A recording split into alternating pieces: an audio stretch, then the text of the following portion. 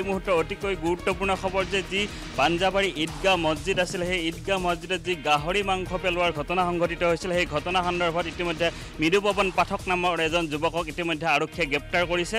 বৰপেটাৰ ৯ নম্বৰ ৱাৰ্ডৰ যি নিবাসী আছিলে মৃদুপৱন পাঠক সেই মৃদুপৱন পাঠকক নিশা গ্ৰেপ্তাৰ কৰিছে দিছপুৰ আৰক্ষীয়ে আৰু প্ৰায় 10:30 বজাত দিছপুৰ আৰক্ষীয়ে আমাক সংবাদমেলযোগে সবিশেষ জনাব যে আচলতে কি উদ্দেশ্যত এই কাৰ্য সংঘটিত কৰিছিল মৃদুপৱন পাঠকে, ইয়াৰ অন্তৰালত কি তেখেতৰ উদ্দেশ্য নিহিত আছিল সেই সন্দৰ্ভত আমাক জনাব কিছু সময় পিছতে। আৰু ইতিমধ্যে যিসকল পাঞ্জাবাৰীৰ ইছলাম ধৰ্মী ৰাইজ আছে বা যিখিনি ঈদগাহ কমিটিৰ বিষয়ববীয়া আছে তেওঁলোককো ইতিমধ্যে 11 বজাত থানালৈ পুলিচ আৰক্ষীয়ে ইয়ালৈকে আমন্ত্ৰণ কৰিছে আৰু কিছু সময় পিছতে সকলো স্পষ্ট হৈ পৰিব, কিয়নো এই ঘটনাক লৈ যথেষ্ট বিৰূপ প্ৰতিক্ৰিয়া সৃষ্টি হৈছিল সমগ্ৰ ৰাজ্যতে।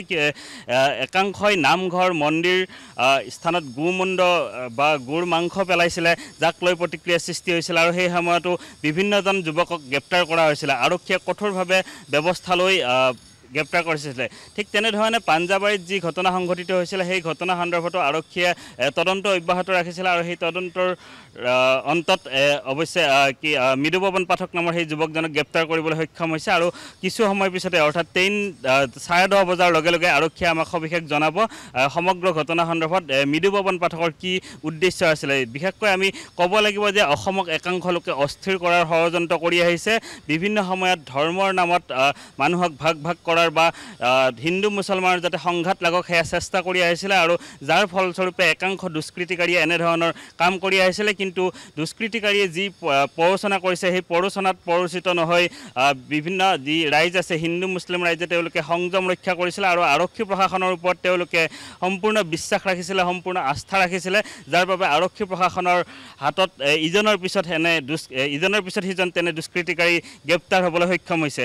বিশেষকৈ পাঞ্জাবাৰীৰ যি ইছলামধৰ্মী লোক আছিল তেওঁলোকেও যথেষ্ট সংযম ৰক্ষা কৰিছিলে আৰু আৰক্ষী প্ৰশাসনৰ ওপৰত তেওঁলোকৰ আস্থা প্ৰকাশ কৰিছিলে আৰু অৱশেষত মৃদুপৱন পাঠক নামৰ এই যুৱকজনক এই দুষ্কৃতিকাৰীজনক অৱশেষত গ্ৰেপ্তাৰ কৰিবলৈ সক্ষম হৈছে আৰক্ষীয়ে আৰু কিছু সময় পিছতেই সকলো পোহৰলৈ আহিব আচলতে ইয়াৰ অন্তৰালত কি নিহিত আছে। বিশেষকৈ মুখ্যমন্ত্ৰী ডক্টৰ হিমন্ত বিশ্ব শৰ্মাই বাৰম্বাৰ কৈ আহিছিলে যে অসম হ'ল শান্তি আৰু সম্প্ৰীতিৰ পীঠস্থান, সেই শান্তি আৰু সম্প্ৰীতিৰ পীঠস্থানত বিভেদকামী শক্তিৰ কোনো স্থান নাই আৰু যি কথা অসমৰ হিন্দু হওক মুছলমান হওক সকলো ৰাজ্যে দেখুৱাই আহিছিলে। বিশেষকৈ কটন বিশ্ববিদ্যালয়ৰ দৰে বিশ্ববিদ্যালয়ত গো মাংস পেলোৱাৰ ঘটনা সংঘটিত হৈছিলে, বিভিন্ন মন্দিৰ নামঘৰত গো মাংস পেলোৱাৰ ঘটনা সংঘটিত হৈছিলে।